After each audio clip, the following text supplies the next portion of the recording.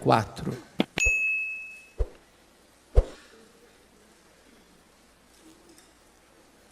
Dos versos 13 ao verso 18.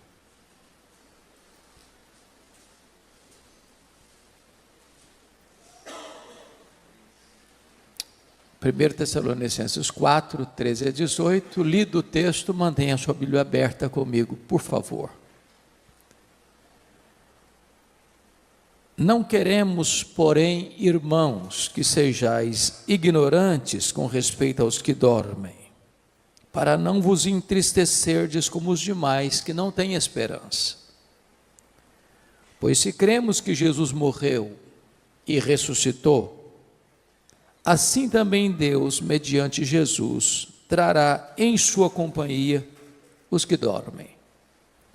Ora, ainda vos declaramos por palavra do Senhor isto: nós, os vivos, os que ficarmos até a vinda do Senhor, de modo algum precederemos os que dormem. Porquanto o Senhor mesmo, dada a sua palavra de ordem, ouvida a voz do arcanjo, e ressoada a trombeta de Deus, descerá dos céus. E os mortos em Cristo ressuscitarão primeiro. Depois, nós, os vivos, os que ficarmos, seremos arrebatados, juntamente com eles, entre nuvens, para o encontro do Senhor nos ares, e assim estaremos para sempre com o Senhor. Consolai-vos, pois, uns aos outros, com estas palavras. Amém. Bom, o apóstolo Paulo, na sua segunda viagem missionária, esteve nesta cidade chamada Tessalônica. É uma cidade grega, até hoje uma das maiores cidades da Grécia, hoje com o nome de Salônica. E Tessalônica era uma cidade importantíssima, porque ela era a capital de uma província, ela era a capital da província da Macedônia. E Paulo passa por lá, planta esta igreja, uma igreja que vai se tornar uma igreja modelo para outras igrejas, e precisou sair às pressas, porque queriam matá-lo na cidade. Então, dali ele vai para Bereia. E nesta carta, Paulo trata muito especificamente sobre as verdades que nós chamamos de escatológicas, as verdades das coisas do fim. Por ser uma cidade grega, ela tinha forte influência da cultura grega. Esta carta é um clássico exemplo de que, em vez da igreja influenciar a sociedade, é a sociedade que está influenciando a igreja.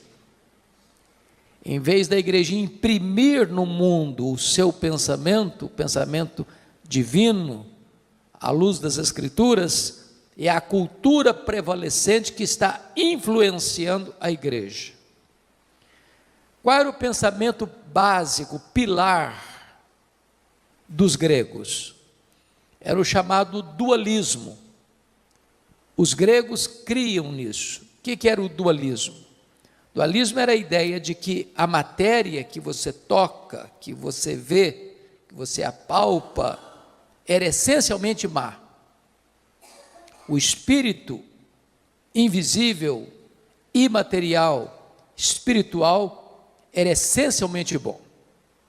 Em virtude disso, os gregos não acreditavam em três coisas. Eles não acreditavam na criação.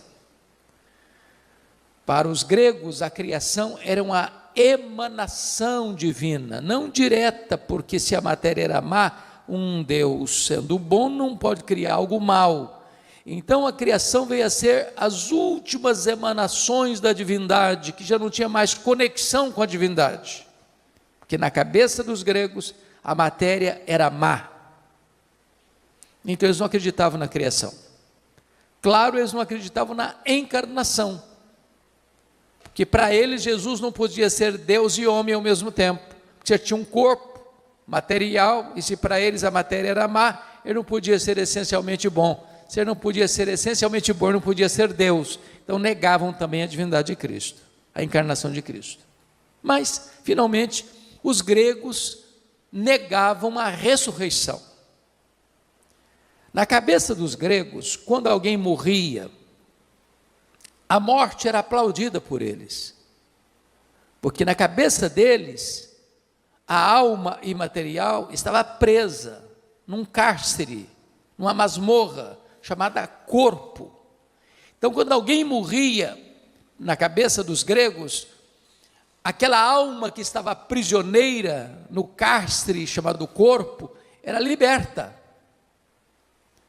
Pensar em ressurreição para eles era um anticlímax, era um retrocesso, porque era pegar aquela alma que fora liberta na morte e trazê-la de volta para a prisão do corpo. Então os gregos não acreditavam em ressurreição.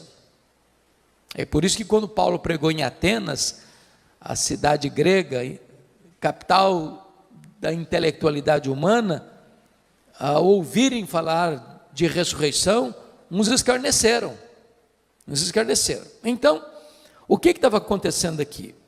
Quando um crente morria na igreja de Tessalônica, era um desespero só, porque os crentes de Tessalônica, copiando o que estava acontecendo na sociedade, no mundo, eles não tinham esperança, não tinha cântico, não tinha celebração, não tinha convicção de céu, não tinha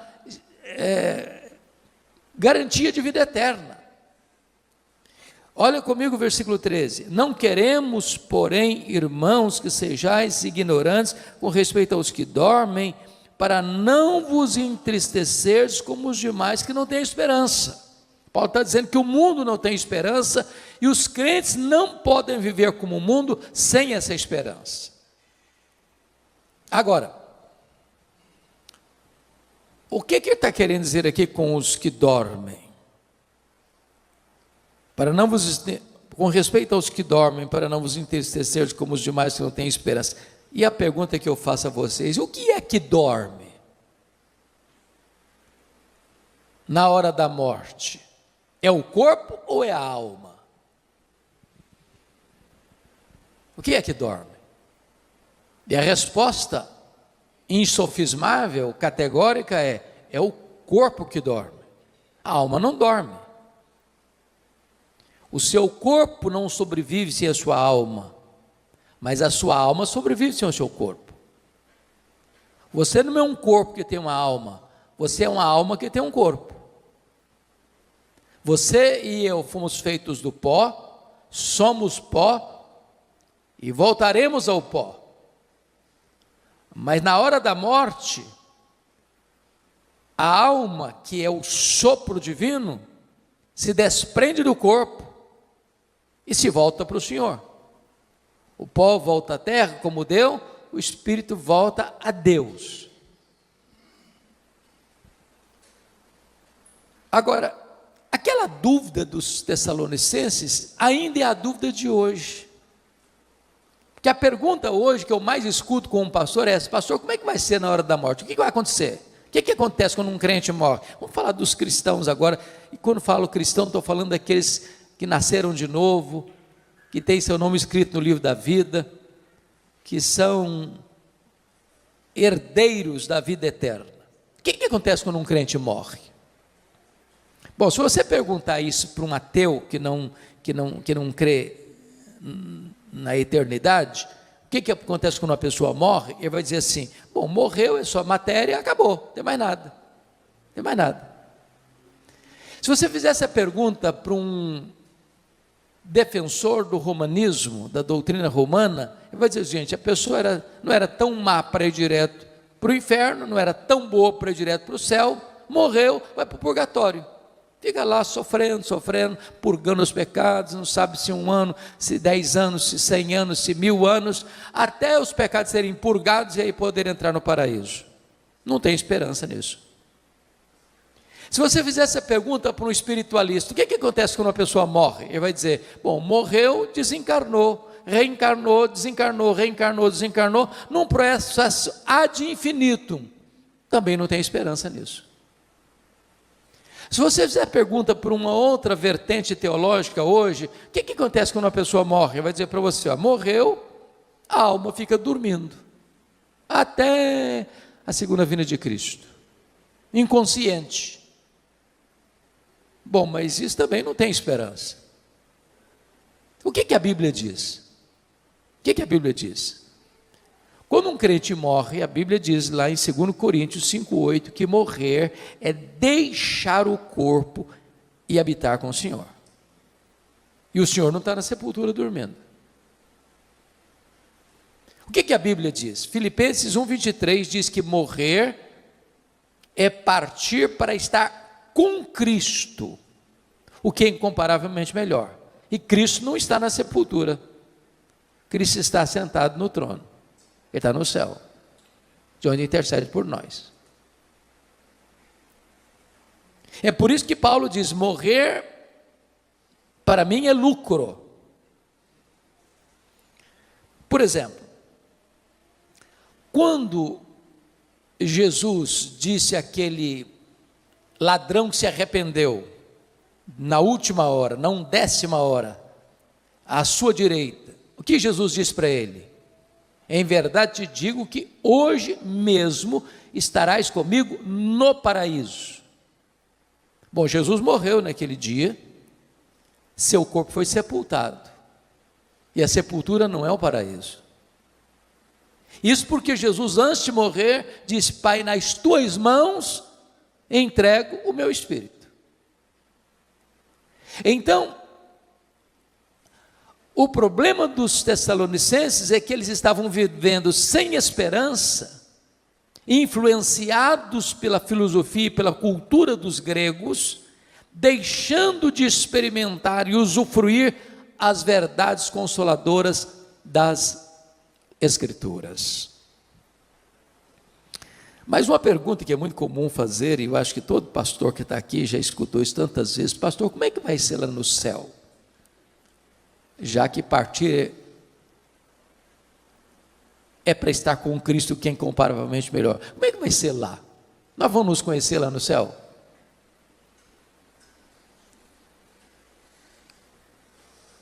E a resposta óbvia é: claro que nós vamos nos conhecer no céu. É claro. O céu não é retrocesso, o céu é glorificação. Então preste atenção nisso. Aqui você e eu não nos conhecemos direito. Se eu não sei quem aqui está casado há mais tempo, mas vamos imaginar que tem aqui no auditório uma pessoa que tem 50 anos de casado. Se eu perguntar para essa mulher assim: você conhece o seu marido? Ela vai responder assim: estou começando a conhecer.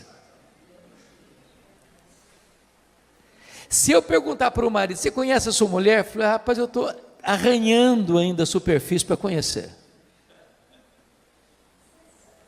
Os gregos diziam assim: conhece-te a ti mesmo. Os gregos estavam errados. Nem você, nem eu nos conhecemos. Só Deus nos conhece. Eu não sei quanto a você, mas de vez em quando eu fico escandalizado comigo mesmo. Você não fica, não? Falei: meu Deus, não sou eu que estou pensando nisso, não é possível. Você e eu não nos conhecemos. Agora, lá no céu, sem as limitações que nós temos aqui, de tempo, de espaço, de conhecimento, nós vamos nos conhecer. Pense só comigo, imagine você conviver com alguém a eternidade inteira sem saber quem ela é. Faz sentido isso? Não faz o mínimo sentido. É óbvio que nós vamos nos conhecer. Agora, um detalhe, lá no céu não vai ter as mesmas realidades que aqui. Por exemplo, Jesus disse que lá no céu nem se casa, nem se dá em casamento. Às vezes as pessoas nutrem um romantismo irreal nesse sentido. E eu já vi muito funeral, sobretudo de uma pessoa que já está casada há muitos anos, vai a esposa primeiro, vai o marido primeiro, e um fica lá curtindo, passando a mão assim, a mãozinha já gelada, daqui a pouquinho eu estou indo também, dando a ideia de que vai continuar casado lá no céu. Não vai não. Casamento é só para essa vida. Aproveita, porque depois não tem mais. Alguém diz, ufa, até que enfim também. Ah, que pena, podia prosseguir, não vai prosseguir. Então, casamento é só para ser. É por isso que a Bíblia diz que tem um curso aí, que o curso é bom, mas o título não é bom. Casados para sempre. Não é verdade isso, não tem casados para sempre. O curso é bom, mas o título, penso eu, não foi feliz. Porque a Bíblia diz que casamento é até que a morte o separe. Então lá no céu não tem casamento. Segunda coisa, lá no céu nós não vamos ser famílias nucleares. Em outras palavras, lá no céu você não vai amar mais quem foi aqui, seu pai, sua mãe, seu marido, sua mulher, seus filhos, seus avós, do que você vai amar Abraão, Isaque e Jacó. Lá nós não vamos ser famílias, José, Pereira, Silva, Oliveira. Não, lá nós vamos ser uma única família, lavada no sangue do Cordeiro. Agora, Paulo não diz o seguinte, nós não estamos aqui especulando. Não é uma questão de especulação. Olha comigo o versículo de número 15, quando ele diz, e sabeis também vós, não, desculpa, o vento bateu aqui, mudou minha página, 4:15, ora, ainda vos declaramos por palavra do Senhor isto, não é especulação, não é uma teoria, não é uma opinião de um teólogo, é revelação de Deus, isso é o que Deus revelou. Então, a grande pergunta aqui, meus amados, é: onde está a nossa garantia dessa esperança? Qual é a base da nossa esperança? E o apóstolo Paulo vai responder nesse texto, no verso 16, é a parousia.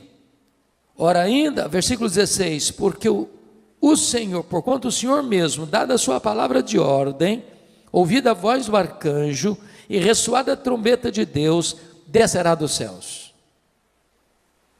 Então você e eu cremos que Jesus vai voltar. Esse é o pináculo da nossa fé, esse é a acrópole da nossa esperança, esse é o ponto culminante da nossa convicção, é a consumação da nossa salvação, porque notem bem, nós já fomos salvos, nós estamos sendo salvos e nós seremos salvos. Com respeito à justificação, nós já fomos salvos. Com respeito à santificação, nós estamos sendo salvos. Mas com respeito à glorificação, nós seremos salvos. Essa é a nossa convicção. Jesus vai voltar. Ele vai voltar. E não tem corte humana, por mais egrégia que ela seja, que possa cancelar essa agenda. Essa agenda não está estabelecida na terra, nem pelos homens, ela está estabelecida no céu, pelo próprio Deus. Ele vai voltar. E a pergunta é como ele vai voltar? Primeiro, ele vai voltar pessoalmente. Está lá em Atos 1, versículos 9 a 11, que quando ele está subindo entre nuvens, 2 anjos descem, e os discípulos perguntam, e eles perguntam para os discípulos, estão olhando, varões galileus, por que estáis olhando para as alturas? Esse mesmo Jesus que vi subir, do mesmo modo, descerá. Ele não vai enviar um embaixador, não será Gabriel, não será Miguel, não será um arcanjo, não será um querubim, ele mesmo voltará pessoalmente. Segundo, como ele voltará? Ele voltará visivelmente. Lá em Apocalipse 1,7 diz que todo olho verá, até aqueles que o traspassaram. O que significa isso? Até aqueles que o traspassaram. Lá em João 5, 28 e 29 diz que todos os mortos, quando ele voltar, ouviram a sua voz e sairão dos túmulos, uns para a ressurreição da vida, outros para a ressurreição do juízo. Aqueles que cuspiram em Jesus, aqueles que esbordoaram a cabeça de Jesus, aqueles que crucificaram Jesus, aqueles que zombaram de Jesus, vão ter que ressuscitar quando ele voltar, e vão ter que ver Jesus na sua glória, na sua vinda. Vai ser o evento mais público da história, não importa o fuso horário. Agora é exatamente 10 horas e 6 minutos no Brasil, exatamente agora são 10 horas e 6 minutos da noite, lá no Japão. Não importa se de dia, se de noite ou se à tarde. E Jesus, quando disse isso, estava exatamente trabalhando a questão dos fusos horários, porque se Jesus volta de noite para nós, ele volta de dia lá para a Ásia, se ele volta de dia lá para a Ásia, ele volta de noite para o Brasil. Não importa onde a pessoa esteja, em que fuso ela esteja, todo olho o verá. Vai ser o evento mais público da história. Mas em terceiro lugar, como ele voltará?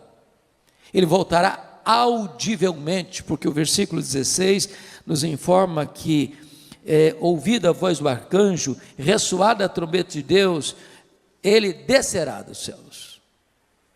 Ou seja, vai ser com o maior alarido da história.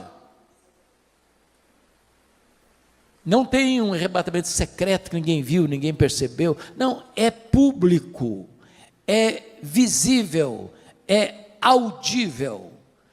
Não haverá caverna tão profunda, não haverá deserto tão inóspito, não haverá montanhas tão geladas, onde as pessoas estejam que não ouçam o ruído, o alarido, a publicidade desse som, quando Jesus voltar para buscar a sua noiva, a sua igreja.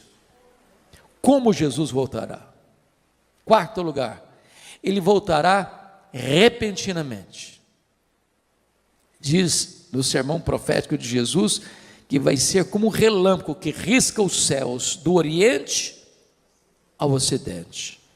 Quando está chovendo muito, está dando uma tempestade, você vê relâmpagos e você escuta trovões. Qual que acontece primeiro? O relâmpago ou o trovão? Ambos ao mesmo tempo. Você vê o relâmpago primeiro, porque a velocidade da luz é maior do que a velocidade do som. Então, um relâmpago ele risca os céus num átimo de tempo. Vai ser com essa rapidez. Paulo, em 1 Coríntios 15, vai comparar como um abrir e fechar de olhos. Quantas vezes você abre e fecha os olhos por dia? Você não sabe. É automático. Aliás, Paulo vai usar uma palavra lá em 1 Coríntios 15, num momento, e a palavra momento no grego é a palavra átomos, de onde vem a palavra portuguesa átomo. Vai ser com esta rapidez, faiscar de uma estrela, o dardejar da cauda de um peixe, ou o abrir e fechar de olhos, que Jesus voltará. Sabe o que significa isso? Não dá para se preparar de última hora. Não dá para encher a botija de azeite na última hora. Ou você está preparado agora, ou você será pego de surpresa. Quinto lugar, como Jesus voltará? Ele voltará não só repentinamente, mas ele voltará também inesperadamente. Vai ser como um ladrão. O ladrão não manda um WhatsApp para você dizer, olha, tal dia, prepara um cafezinho, faça um pãozinho de queijo, que eu estou chegando na sua casa. Ele chega de que maneira? De que maneira? Inesperadamente. Você não está aguardando, você não está esperando, e ele chega. Sabe o que significa isso? A volta do Senhor Jesus não será um dia óbvio. Todos aqueles irmãos que marcaram a segunda vinda de Cristo, desculpem da expressão bem brasileira, quebraram a cara, se frustraram, porque a agenda não está na terra, é da economia da soberania do Deus Pai. Então preste bem atenção nisso. O que a Bíblia diz que se o chefe de família soubesse que horas que o ladrão chegaria, ele se prepararia e não permitiria que ele entrasse. Vai ser assim. Vai ser um dia comum. O dia que você levanta, vai trabalhar, se levanta, vai levar filho na escola, se levanta, vai fazer uma viagem, se levanta e vai ficar em casa mesmo. Não vai ser um dia óbvio, vai ser agora, está tudo indicando que vai ser hoje. Não vai ser assim. Penúltimo lugar, como Jesus voltará? 1 Tessalonicenses 5 diz que vai ser inescapável, uma volta inescapável, vai ser como uma mulher grávida que está para dar à luz. Quando uma mulher está grávida, ela vai dar à luz. Não dá para dizer, está cancelada a gravidez. Pronto, agora não vai mais nascer nada. Não, vai nascer, é inescapável. Em outras palavras, não tem nenhuma autoridade na terra, por mais poderosa que ela seja, pode dizer, Jesus não voltará. Não, é inescapável, ele voltará sim. E ele voltará como Rei dos Reis, como Senhor dos Senhores, como Juiz de vivos e de mortos. Ele voltará para estar assentado no trono e julgar as nações. Finalmente, como ele voltará? Ele voltará vitoriosamente. Ele voltará para matar o anticristo com o sopro da sua boca. Ele voltará para lançar no lago do fogo o anticristo e o falso profeta. Ele voltará para jogar o diabo no lago do fogo, para ser atormentado para toda a eternidade. Ele voltará para lançar no lago do fogo o inferno e a morte. Ele voltará para lançar no lago do fogo todos aqueles cujos nomes não foram encontrados no livro da vida. Ele voltará para colocar todos os inimigos debaixo dos seus pés. Ele voltará para reinar com a sua igreja para sempre e sempre e sempre. É uma vinda vitoriosa. Isso é um pilar da nossa esperança. Jesus voltará. E é curioso que Paulo diz assim, preste bem atenção nisso, versículo 15, ora ainda vos declaramos por palavra do Senhor isto, nós os vivos, os que ficarmos até a vinda do Senhor. Paulo era o maior teólogo, e é ainda considerado o maior teólogo da história do cristianismo, mas ele esperava a segunda vinda de Cristo para os seus dias. Há muitas pessoas que hoje, do alto da sua sapiência teológica, dizem, não, esquece, vai demorar mais de 500 anos ainda, vai demorar mais de 1000 anos ainda. Nenhum de nós tem essa autoridade para dizer isso. Aliás, nós deveríamos estar na ponta dos pés, na linguagem de Pedro, na segunda carta, capítulo 3, aguardando e apressando o dia da vinda do Senhor, e dizendo, Maranata, ora vem, Senhor Jesus. Mas se nós temos a revelação como primeiro pilar da nossa esperança, se nós temos a parousia, a segunda vinda como segundo pilar da nossa esperança, em terceiro lugar, nós temos a ressurreição como terceiro pilar da nossa esperança. Compare aí o versículo 16 na parte B, onde diz, e ressoada a trombeta de Deus, descerá dos céus, e os mortos em Cristo ressuscitarão primeiro. A grande pergunta é, primeiro em relação a quem? Porque é uma vertente teológica que diz que ressuscitarão primeiro em relação aos outros mortos não crentes, mas não é isso que Paulo está tratando, não é disso que ele está falando. Ressuscitarão primeiro em relação aos que estiverem vivos, porque segue o texto, depois nós os vivos, os que ficarmos. Então preste bem atenção aqui numa coisa importante. Quando um crente morre, estou falando crente salvo, não é crente nominal, não deveria existir desespero, porque quando um crente morre, ele já começa imediatamente, está lá em Hebreus 12, que o espírito é aperfeiçoado para entrar na glória. Já imediatamente ele começa a desfrutar do céu. Conscientemente, não fica dormindo, não fica num limbo, já começa a reinar com Cristo, conforme Apocalipse 20.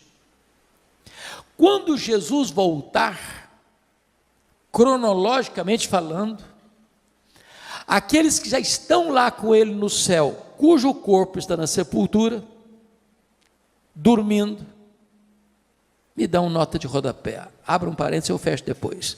Por que usa a metáfora dormindo, ou dormir no Senhor? Por que essa metáfora?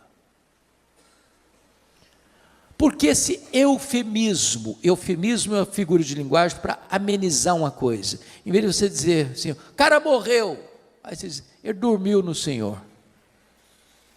Por duas razões. Porque quem dorme está fazendo o quê? Está descansando. Você dorme porque você precisa descansar. Apocalipse 14, 13 diz, bem-aventurados aqueles que desde agora morrem no Senhor, para que descansem das suas fadigas. Segunda razão porque usa a figura do dormir, porque quem dormiu vai acordar, se não acordou não dormiu, morreu. Significa o quê? Que a morte ela tem prazo de validade. Vai chegar um momento que a morte vai ser interrompida pela ressurreição. Os mortos vão ouvir a voz de Jesus e vão sair dos túmulos, uns para a ressurreição da vida, outros para a ressurreição do juízo, dando claramente a entender que não vai ter duas ressurreições, uma de crente e outra de descrente, vai ser uma única ressurreição, de crentes e descrentes, ao mesmo tempo. Quando Jesus voltar. Bom, voltando então à ressurreição dos mortos, ele está falando de ressurreição dos mortos, primeiro em relação aos que estiverem vivos, porque aqueles que virão com Jesus, que estão lá desde Abel, voltarão com Jesus, aquela alma que já está glorificada, que já está reinando com Cristo, e agora este corpo que acabou de ressuscitar, com características específicas, corpo imortal, incorruptível, poderoso, glorioso, espiritual, celestial, semelhante ao corpo da glória do Senhor Jesus, aquela alma agora então entra dentro deste corpo que está glorificado, agora sim a glorificação está plena, completa, e então estaremos para sempre com o Senhor. Os que estiverem vivos não podem subir do jeito que nós temos, um corpo mortal e corruptível. Então, 1 Coríntios 15 diz que seremos transformados e arrebatados com um corpo de glória, para estarmos para sempre com o Senhor. Mas a questão é, como é que vai ser o corpo da ressurreição? Paulo não trata aqui, mas Paulo trata desse assunto lá em 1 Coríntios capítulo 15, eu queria que você fosse rapidinho comigo para lá, 1 Coríntios 15, por favor, olha aí. Aliás, essa é a pergunta que eu mais escuto como pastor, como é que vai ser o nosso corpo, como é que vai ser o nosso corpo, etc e tal. Aqui Paulo responde isso, de forma muito clara, 1 Coríntios 15, a partir do verso 35, mas alguém dirá, como ressuscitam os mortos? Em que corpo vem?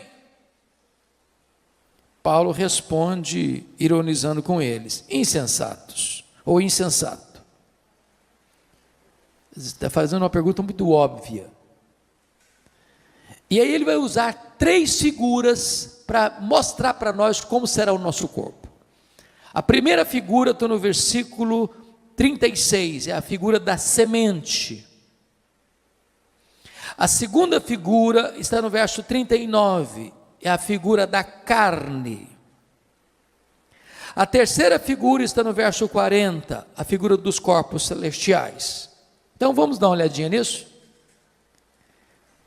O que Paulo está dizendo no versículo 36 é o seguinte, que quando um crente morre, o corpo dele é uma semente. Quando você semeia na terra uma semente de milho, de feijão, de soja, o que vai brotar dali tem a mesma natureza, mas não é a mesma coisa.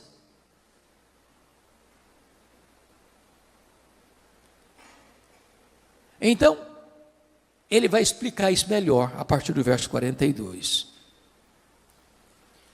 Ele diz assim: semeia-se corpo na corrupção, ressuscita-se na incorrupção. O que é isso? Esse corpo seu e meu aqui, ele nasce, cresce, envelhece e morre. Às vezes a pessoa morre no processo, né? Morre na infância, morre na juventude, morre na fase adulta.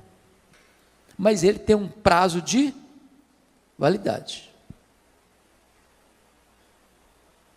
Esse corpo nosso aqui fica velho, cansado, senil, caquético e morre. Esse corpo aqui tem fraquezas que vão se avolumando. Por exemplo, nós temos fraquezas físicas. Querendo ou não, o tempo vai esculpindo em nosso rosto algumas rugas indisfarçáveis. Falando baixinho, as mulheres são mais espertas do que os homens. Elas driblam isso um pouco melhor com um bom cosmético. Às vezes se acorda de manhã, é um caos.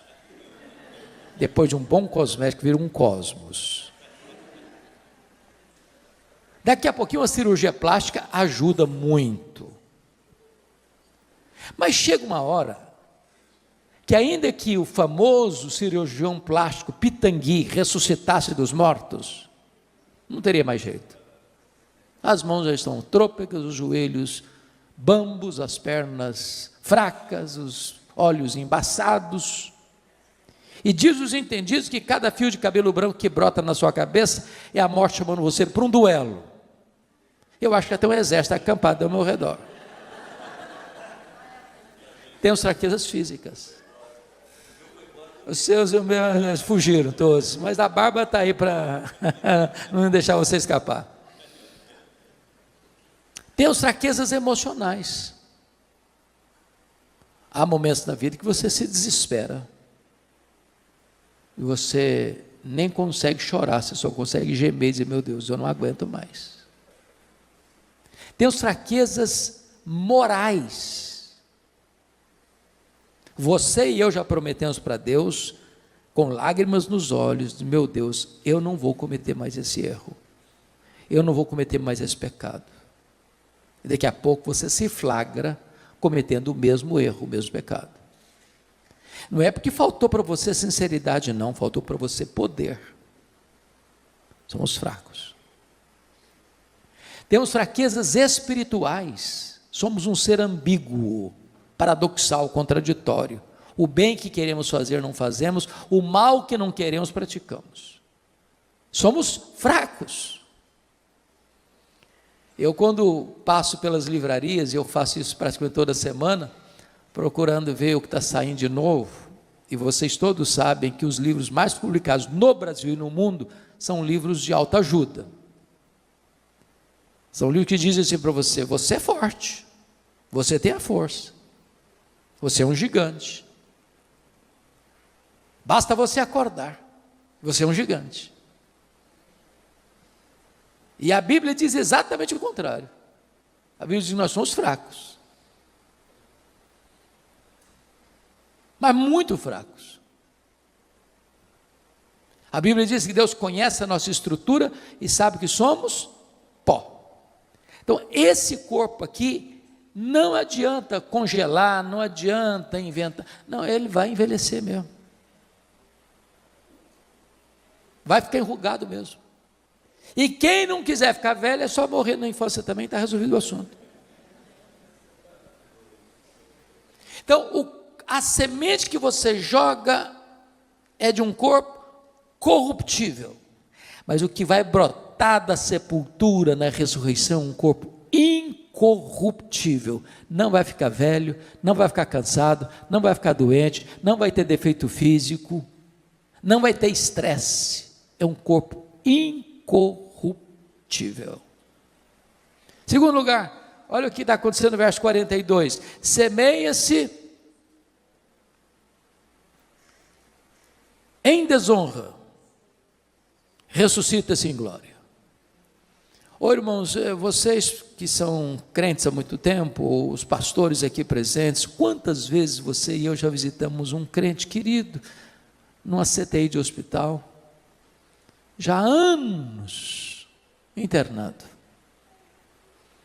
Maurício está aqui, e seu vovô, irmão tão querido, Lair Boechat. Quantos anos, Maurício, você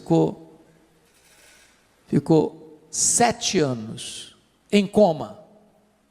7 anos em coma.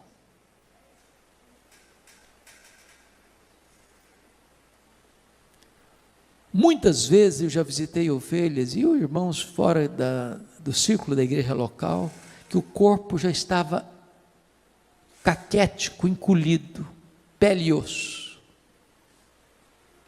desonrado pela dor, desonrado pela doença, desonrado pelos remédios tão pesados.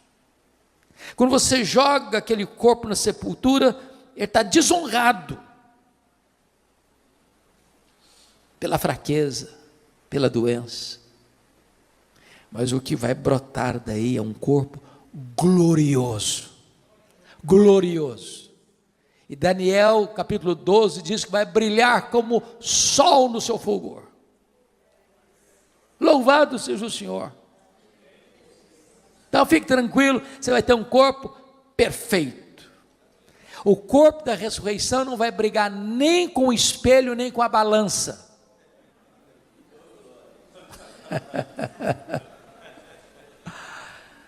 Terceiro, olha o versículo 43, ressuscita, semeia-se em fraqueza, ressuscita-se em poder.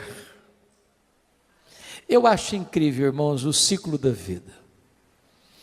Nasce um bebê, pensando lá na roça. Eu fui criado na roça, então alguns aqui também, possivelmente, de igual modo. Nasce um bezerro lá no pasto, ele nasce meio tronchozinho. Daqui a pouquinho, o bichinho já está de pé, daqui a pouquinho já está mamando, daqui a pouquinho já está correndo. Nasce uma criança, é 100% dependente. Chega um ano, totalmente dependente. E aí, de repente, cresce, começa a andar, começa a correr, de repente um adolescente, vaidoso, um jovem com os músculos tonificados, daqui a pouquinho já está adulto, já está andando mais assim, mais moderadamente, daqui a pouquinho já não corre mais, daqui a pouquinho os passos estão mais lentos, daqui a pouquinho está precisando de uma muleta, daqui a pouquinho está precisando de uma cadeira de rosa, daqui a pouquinho está precisando de uma maca, daqui a pouquinho já está, mais do que um bebê, totalmente dependente de novo. Semeia-se em fraqueza, ressuscita-se em poder. Você quer saber como é que vai ser o nosso corpo poderoso? Olha o corpo de Jesus ressurreto. Ele entrava numa casa fechada, sem precisar abrir a porta. Ele saía lá de Jerusalém e aparecia lá na Galileia, 154 quilômetros, sem precisar percorrer o trecho. Ele foi assunto aos céus com o seu corpo glorificado. Agora deixa eu fazer uma perguntinha. Onde fica o céu? A que distância o céu está da terra? O nosso universo, diz os estudiosos, tem mais de 93 bilhões de anos-luz de diâmetro. Sabe o que significa isso? Se você voar à velocidade da luz, 300 mil quilômetros por segundo, nessa velocidade você demoraria mais de 93 bilhões de anos para chegar lá. Onde está o céu? Pergunto a vocês, com que velocidade Jesus voltou para o céu? Velocidade da luz? 300 mil quilômetros por segundo? Se ele voltou na velocidade da luz, já está logo ali na esquina do universo ainda, depois de 2000 anos. Sabe o que significa que nós teremos um corpo poderoso? Significa que novos céus e nova terra será todo o ambiente do nosso habitat. Vou dar uma puladinha no céu. Dá uma puladinha na terra. Quanto tempo um anjo gasta para vir do céu à terra? Quanto tempo? Sabe o que significa isso?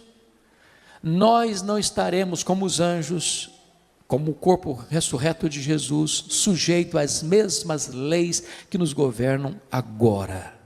É por isso que o hino diz: nem metade da glória celeste jamais se contou ao mortal. Mas vamos à segunda imagem, à segunda figura. Como é que vai ser o nosso corpo? Confira aí comigo agora o versículo 39. Nem toda a carne é a mesma, porém uma é a carne dos homens, outra é a carne dos animais, a outra a carne das aves, a outra a carne dos peixes. Uai, Paulo, eu não estou te entendendo agora. Será que Paulo está dizendo aqui que também os animais, as aves e os peixes vão ressuscitar? É disso que ele está tratando?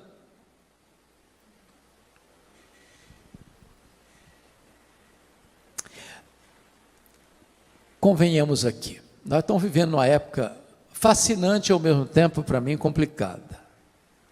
A fase dos pets. Eu não tenho nenhum problema com quem tem pet, eu amo animais. Quem tem, diz Provérbios, tem que cuidar bem. Mas eu acho que a nossa geração está confundindo um pouquinho, está passando um pouquinho dos limites. Você acredita que tem gente que dorme com um cachorrinho na cama, debaixo do mesmo cobertor, abraçadinho?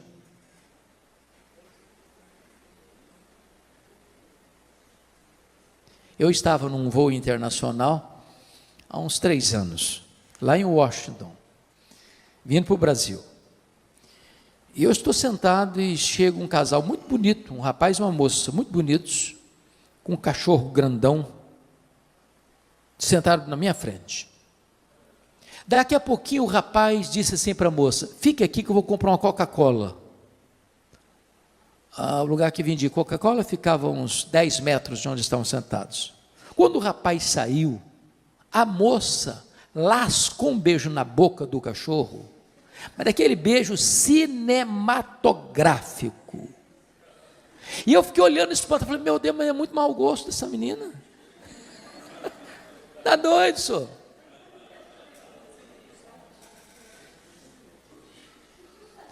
Há poucos dias uma irmã me liga, uma irmã da igreja. Falou: pastor, eu estou ligando para o senhor porque eu queria saber se a minha cachorrinha vai para o céu. E eu fiquei meio zonzo com a pergunta, pensando em elaborar uma resposta. Antes de eu dar a resposta, ela disse assim: porque se a minha cachorrinha não for, eu também não quero ir. Falei: aí, é problema da senhora, eu não vou entrar em briga de família não, hein? Que é isso? Eu tenho um colega, pastor presbiteriano, calvinista, reformado, que foi fazer um casamento de uma ovelha dele, e ele não está sabendo de nada, o coitado, pego de surpresa. Na hora das alianças, sabe quem levou a aliança ao altar? A cachorrinha da família. Mas está demais, está não?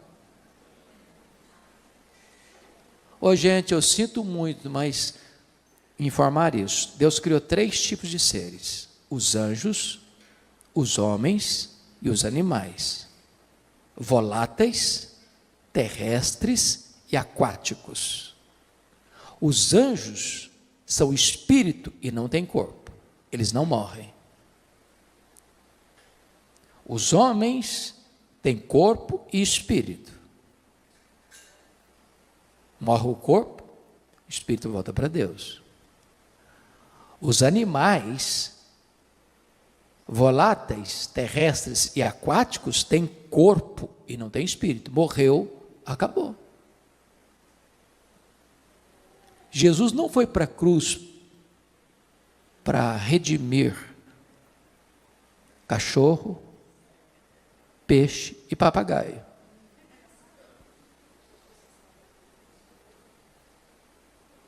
Está claro isso? Então, deixa eu ilustrar, para entender bem o que Paulo está dizendo. Um é a carne dos homens, outra é a carne dos animais, outra é a carne das aves, outra é a carne dos peixes. O que ele está querendo dizer? Então, eu vou ilustrar para você entender o que Paulo está querendo dizer. Imagine você que numa família que vai se perpetuar, essa família tem um cachorrinho de estimação, essa família tem um papagaio de estimação, e esta família tem um peixe lá no aquário de estimação, certo? Agora imagine você que morre o cachorrinho da família. Aí a família vai lá no quintal, abre uma cova profunda e sepulta o cachorrinho. 100 anos depois, morre o papagaio. A família vai lá na mesma cova, abre a cova, o que tem lá dentro? Pó de quê? Pó de cachorro. Sepulta o papagaio na mesma cova. 100 anos depois, morre o peixe. Ela vai lá na mesma cova, abre lá, o que tem lá dentro? Pó de cachorro e pó de papagaio, pó de ave. Aí sepulta o peixinho lá dentro. 100 anos depois, morre alguém da família, vai lá e abre a cova, o que tem lá dentro? Pó de cachorro, pó de papagaio, pó de peixe. Aí sepulta a pessoa lá dentro da mesma cova. 100 anos depois, morre outra pessoa da família, vai lá e abre a cova. O que tem lá dentro? Pó de cachorro, pó de papagaio, pó de peixe, pó de gente, pó de homem. E na hora que Jesus voltar, como é que vai ser? Está tudo misturado, é pó, tudo é pó, tudo é pó. Tudo é pó. Como é que vai ser então? Vai ressuscitar tudo junto? Vai ressuscitar pó de cachorro, vai ressuscitar pó de papagaio, pó de peixe, pó de gente? Não. O que Paulo está nos ensinando, um é a carne dos homens, outra a carne dos animais, outra a carne dos aves, outra a carne dos peixes, mas quando Jesus ressuscitar, só pó de gente vai ouvir a voz dele e sair do túmulo. Pastor, como é que fica esse negócio de cremar? Vai comprometer a ressurreição? Eu pergunto a vocês, o que aconteceu nas Torres Gêmeas do dia 11 de setembro de 2001? 3.000 graus centígrados, viraram pó. O que acontece quando uma pessoa é comida por um monstro marinho que vai soltando partículas do corpo dele para milhares de quilômetros mar adentro? Quando Jesus voltar, todos vão ouvir a sua voz. Não importa se apenas uma partícula de pó, o Senhor que criou o universo sem matéria pré-existente é poderoso para ressuscitar o seu corpo de maneira incorruptível, imortal, poderosa, gloriosa, espiritual e celestial. Mas deixa eu terminar. A última figura que Paulo usa, está aí no versículo 40. Também há corpos celestiais e corpos terrestres. Sem dúvida, uma é a glória dos celestiais e a outra dos terrestres. Uma é a glória do sol, outra é a glória da lua, outra é a glória das estrelas, porque até entre estrelas até entre estrela e estrela há diferenças de esplendor, pois assim também é a ressurreição dos mortos. O que Paulo está querendo ensinar com aqui? Eu creio, pastor, que ele está falando aqui daquilo que nós chamamos de galardão. Todos vão brilhar, mas nem todos vão brilhar com a mesma intensidade. Uma é a glória do sol, outra é a glória da lua, outra é a glória das estrelas, porque até entre estrela e estrela há diferença de esplendor. Assim também é a ressurreição dos mortos. Está lá em Daniel 12, que quem a muitos conduzir a justiça brilharão como o sol no seu fulgor. Eu acho aqui para nós que tem alguns crentes que vão chegar no céu meio lusco-fusco.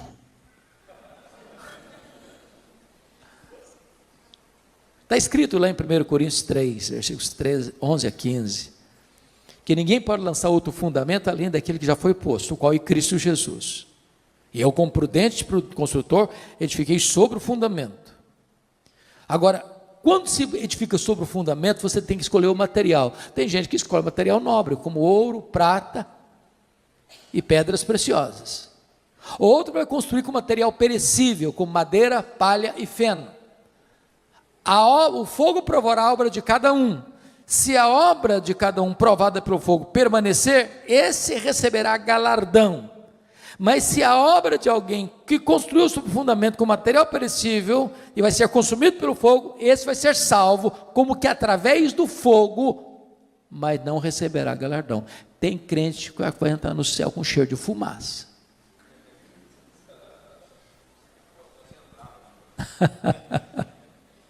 Com cheiro de fumaça.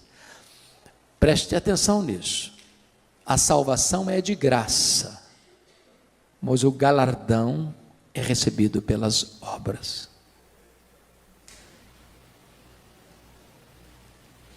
Você não foi salvo para cruzar os braços e aguardar Jesus voltar. Você foi salvo para servir, para ser um canal de bênção, para ser um embaixador das boas novas, para ser um ministro da reconciliação, para levar a esperança da salvação para outras pessoas. Voltando para Tessalonicenses para encerrar, eu só queria chamar a sua atenção, que depois então da ressurreição, está escrito, eu fecho aqui agora, o que vai acontecer? E depois nós os vivos, os que ficarmos, seremos arrebatados juntamente com eles entre nuvens para o encontro do Senhor nos ares, e assim estaremos para sempre com o Senhor. Então, revelação, parousia, ressurreição, reunião, e ele termina dizendo: consolai-vos, pois, uns aos outros, com essas palavras. Ele começa com uma igreja triste, sem esperança, por não conhecer a verdade, e ele termina com consolo, dizendo: agora vocês que foram instruídos na verdade, sejam agentes de consolo para as outras pessoas. Meus irmãos, consolo não é uma coisa que vem de dentro, não é autoajuda. Consolo é aquilo que emana de cima, que emana das Escrituras, que procede da verdade de Deus. Se nós cremos nisso, então não temos motivo para ficar desesperados. Nós temos motivo para sermos consolados e nos tornarmos em consoladores para outras pessoas. Que Deus nos abençoe. Amém.